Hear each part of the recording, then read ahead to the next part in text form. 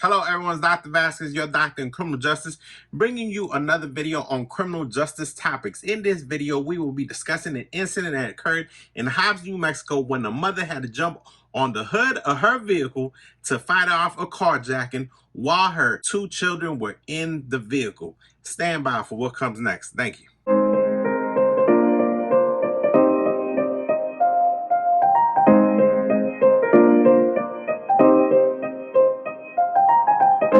All right, everyone, welcome back. All right, so going straight to the story. On July 4th, shortly after 8 o'clock, a mother goes into a convenience store. When she comes out, a woman tries to push her, tries to mush her, and tries to get her out of the way. Somehow, this woman jumps in the driver's side of the vehicle, takes control of the vehicle. It's a white SUV. What this lady does not know is you have an 11-month-old and you have a 6-year-old in the vehicle. The mother doesn't know what to do. She becomes frantic. She does what I believe any mother would do, and she jumps on the hood of her vehicle, trying to fight off this carjacker. So it was a female carjacker. So she's driving. The mother's on the hood. She's trying to jerk to the left, jerk to the right, trying to get the mother, to get off of the hood so she could drive away with the vehicle. So finally, the mother holding on for dear life. Finally, she's knocked out. She contacts local authorities.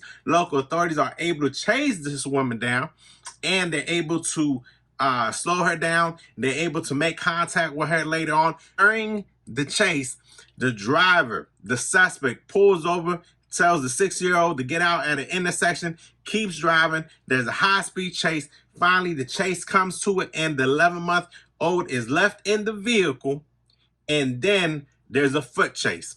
They come to identify this woman as Regina Castillo. The police already know her. There's a video out there. You can check it out. They're talking to her like they've dealt with this woman before. Finally, the suspect is subdued. She's apprehended. She's taken into custody. All right, her name is Regina Castillo. She's hit with 2 counts of child abuse.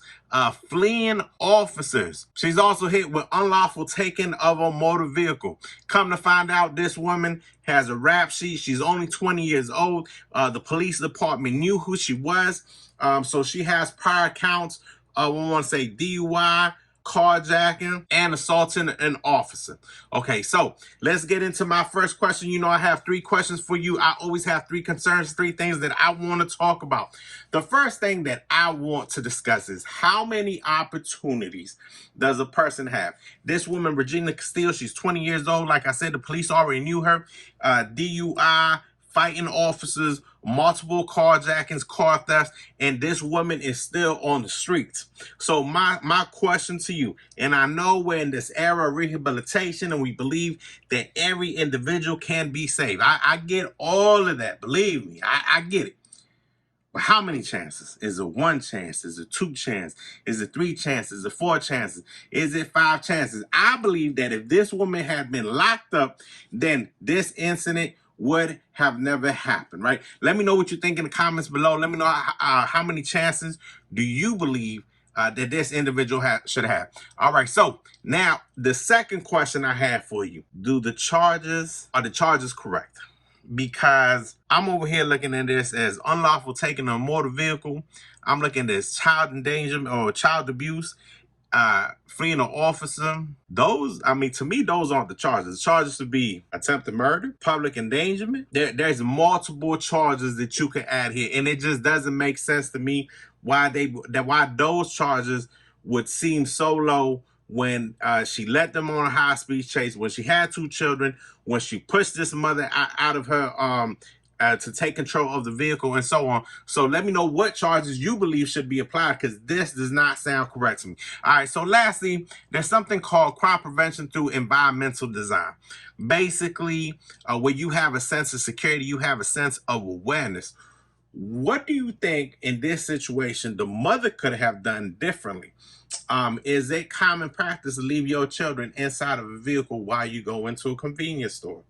Is it common practice? The report didn't say if the car was running, but I can only assume that the car was running if the suspect was able to jump in the vehicle and then drive away, right? So let me know down in the comments below, what do you think are some common practices that we should do or we shouldn't do when going into convenience stores. But convenience stores is a very common place for carjackings. There's not a lot of security. Sometimes there's not a lot of lighting. There's not a lot of awareness. People are just trying to get in, trying to get out, so they're not really paying attention.